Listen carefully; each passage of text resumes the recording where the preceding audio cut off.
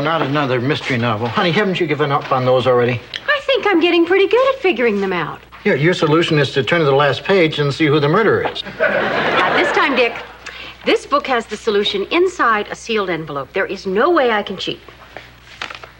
Honey, this wouldn't keep out the Smurfs. Dick, I swear I'm not going to open it until I've positively solved the mystery. Maybe you better hide it for me. Consider yourself frustrated. Hi, Harley. Hey, Joanne. Hey, Dick. Got any jobs available? Harley, I thought you had work. No, I lost that job with the wrecking crew. Turns out they're real sticklers about getting the addresses right.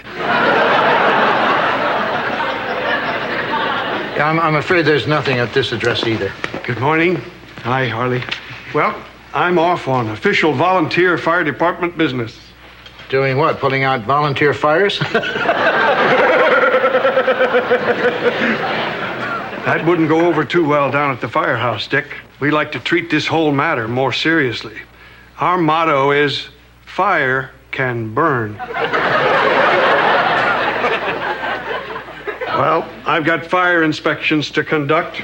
I'm covering the east side, starting with the Minuteman Cafe and working my way back to home base. That means you'll be inspecting here. In layman's terms, yes. Wait a second. When people have fire inspections, they're sometimes not up to code. When they're not up to code, they need repairs done by competent repairmen. But if I get there first, they'll hire me.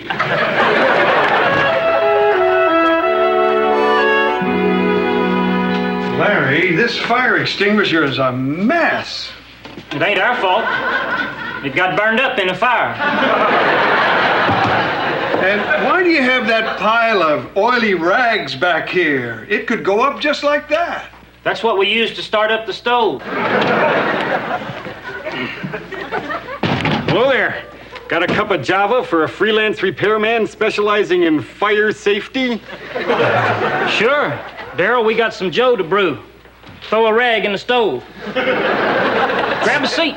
Great. Now I can take a load off these weary repairmen specializing in fire safety's feet. Hi, I'm Larry. This is my brother. Great.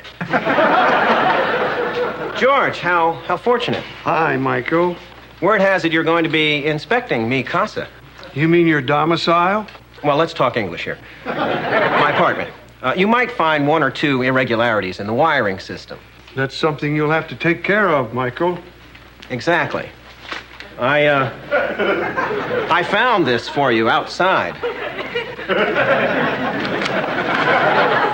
Wow, $30. You could buy a lot of plaid shirts with that, couldn't you, George?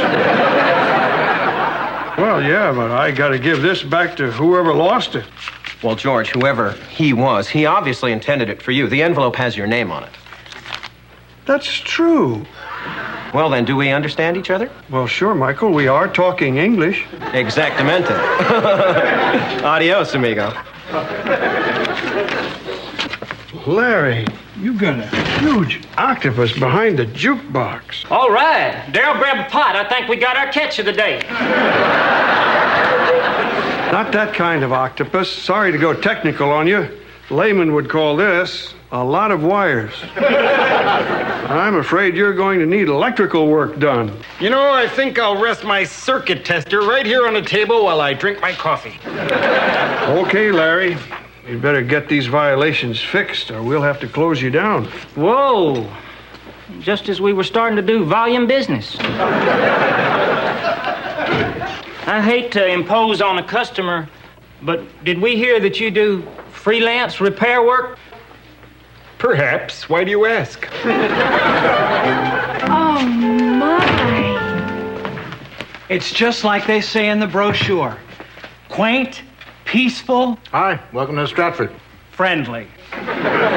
We're the Nelsons. Oh, yes. Room 7 is ready and waiting for you. It's so nice to get out of the noisy city. We're just going to lie down and let the wind and the birds lull us to sleep.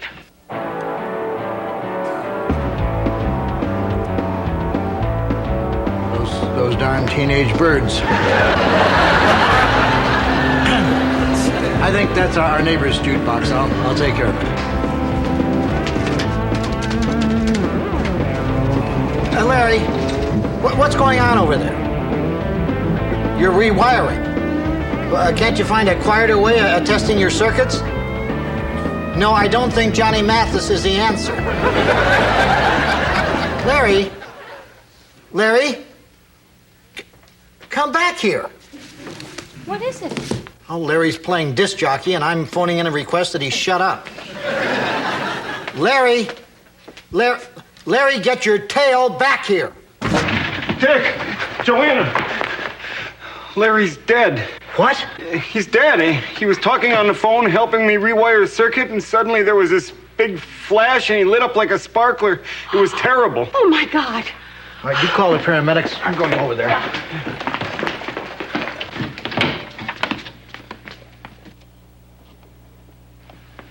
Oh, my God. Daryl, is he? Hi. I'm still Larry. Harley said you were dead. I was, but only for 2 minutes. You were dead and you came back? Yeah, I heard a voice calling, urging me back to life. He kept saying, Larry? Larry, get your tail back here. That was me on the phone. I know. Even dead, I recognized your choice of syntax. Paramedics are on their way. Larry, you're alive. Hi, Miss Joanna. Hi, Miss Stephanie. Larry, are you all right? Previously dead, but better now, thank you. It was one of those 2-minute deaths. What was it like? Well, first, I felt myself floating up outside my body. Then I looked down and saw myself laying there, dead as a truck-pressed pheasant. Next to me was my brother Darrell, swiping my hat. And my other brother Darrell pulling off my shoes.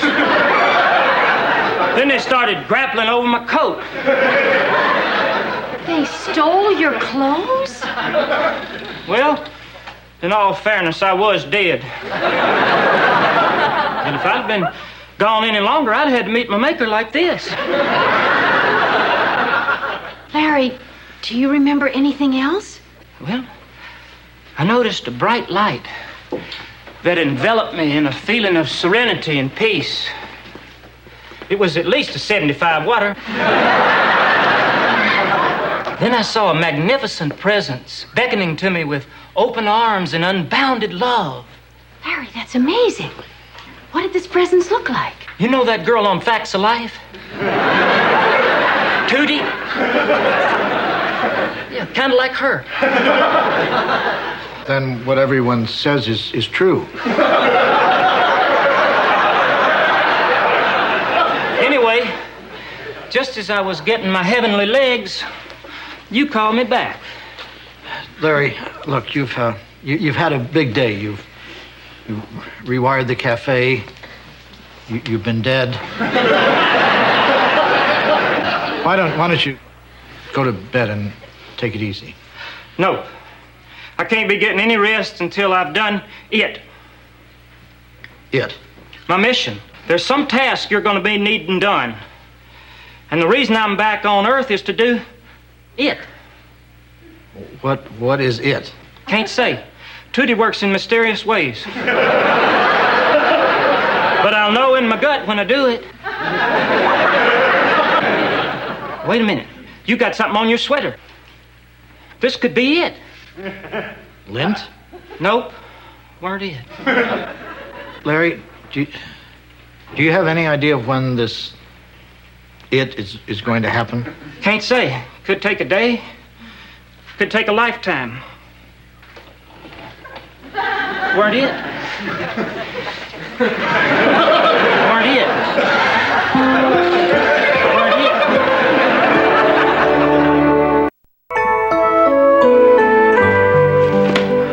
Okay, Dick, I'm ready.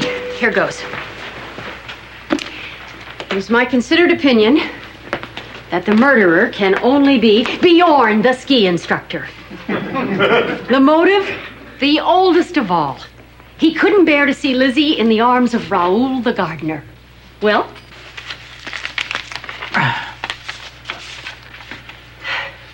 Well, looks like Bjorn didn't take this Raoul thing as hard as you thought. He didn't do it? No, the real murder is... No, wait. Don't tell me. I can do this without your help. Without my help, Bjorn would spend the rest of his life stamping out license plates for Volvos. Just give me one more crack at it. Put the solution back in the envelope and hide it for me again. Dick! Hi, I'm Larry. This is my brother Darryl, and this is my other brother Darryl. Larry, what are you doing here? Making certain that whatever it is I have to do for you don't get done without me. Go home. Sorry, I respect you, but I answer to a higher power, Tootie.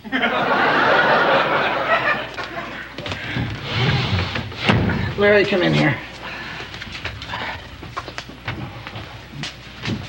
The thing you're supposed to do for me is this vase. It's the most important thing in my life. Dick. I mean, go along with me. In fact, it's so valuable that I'm terrified of taking it downstairs where it belongs. Now, if you could do that for me, then you would be doing the thing that you've been brought back from the dead for. Sounds important, all right. Okay. Darryl, here, catch. Oh, dear. But don't worry, it weren't it.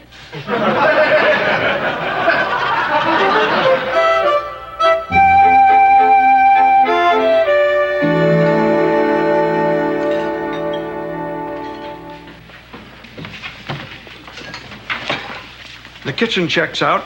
I've got to inspect the basement. George, could you explain this? It's a citation. Your apartment is in violation of code. It was a tiny infraction. You were siphoning off electricity from other tenants. The lady above you couldn't even recharge her wheelchair. George, I thought we had an understanding. What about? You remember that $30? That was to encourage you to not look too closely at my fuse box. But if I didn't look at your fuse box, Michael, I wouldn't have found these violations, and I wouldn't have... Wait a minute. That was a bribe. Bribe is such an ugly word. Too bad it's so damned appropriate. I'm afraid I'm going to have to return your money, and I'm going to cite you for attempting to bribe a fire inspector. George, stop writing. I've learned my lesson. How much would it cost for you to forget the whole thing? Larry, maybe the thing you were supposed to do for me is take a lap around the county. Worth a shot. Certainly makes more sense than that crazy vase idea. Dick, I think I'm onto something here. Now try to follow me. Everyone who's ever stayed in room 7 was murdered, right? Right. Did you hear that? We're in room 7. 12 people hacked to bits inside of a month. And the only person with easy access to that room was the maid.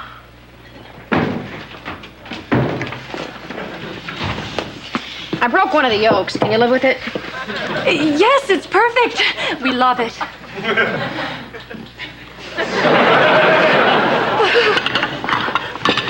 You pack the bags, I'll warm up the car.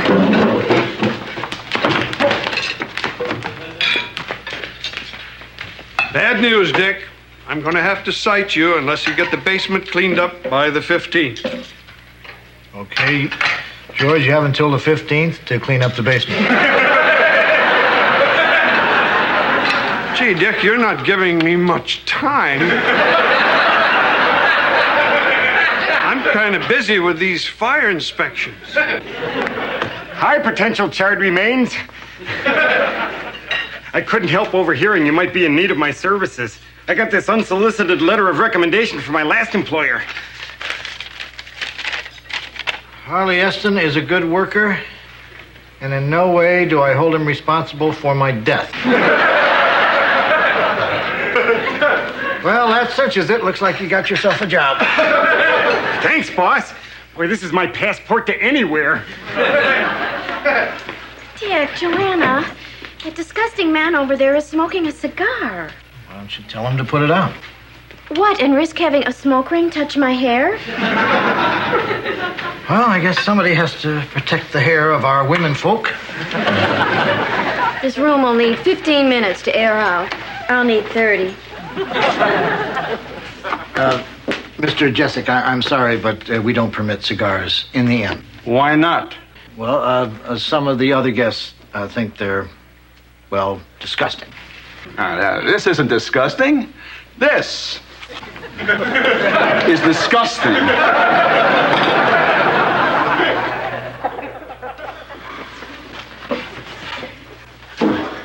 Are we still going to the drugstore this morning? Yeah. Drugs. Of course. If he had been drugged, that would account for the missing 10 hours.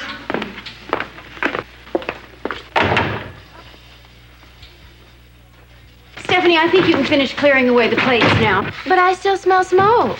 Stephanie, the man put a cigar out a long time ago. Gangway!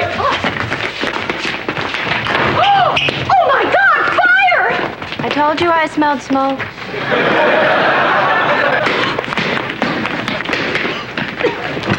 Oh, my God. Ew, ish. Don't worry, fire's out. And Daryl, if you don't mind medium rare, lunch is ready. Oh, no. And I inspected this room. I'm going to have to turn in my badge. No, you won't. Here's your culprit. A carelessly discarded stogie. Looks like it's got a couple of good puffs left in it. So does this room. Come on. Larry, I guess I owe you an apology. You kept saying you were called back to life to do me a favor, and I doubted you. But if you hadn't been here, we could have lost the inn and maybe our lives.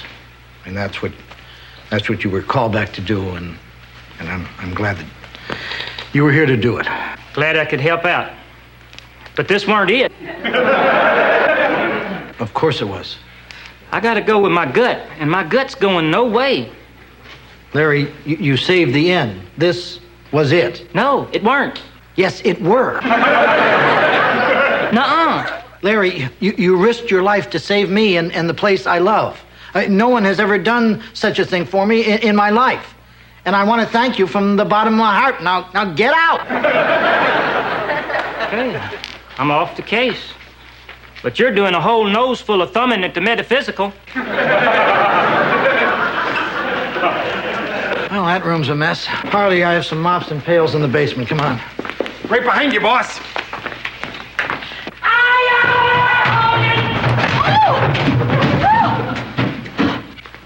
Jeez, good thing I wasn't right in front of him.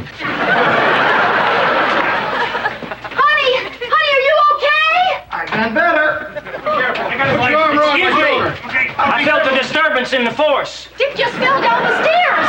Be careful. Watch what she said. I think his ankle is broken. I'll call the doctor. What the hell did I trip over? My toolbox. You left your toolbox at the top of the stairs? In retrospect, it's looking more and more like a bad decision. Are you all right? Hold on. This was it. What is it? This toolbox. I was supposed to move it out of harm's way.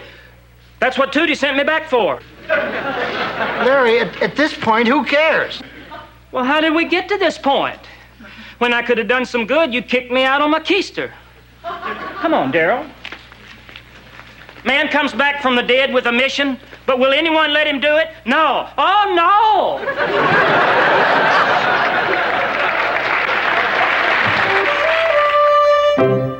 With the bleached hairs on the sofa and the murderer of Lizzie Poteet had to be the fat triplet. That's right. I must say I'm impressed. You set your mind to it and you solve the mystery. Well, You cheated.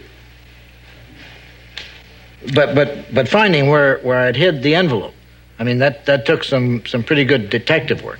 You're looking at a world champion hider. I'm still proud. well, What? I didn't exactly find the envelope. I went to the bookstore and bought another copy of the book. But you found the bookstore all by yourself. That's resourceful. Damn right.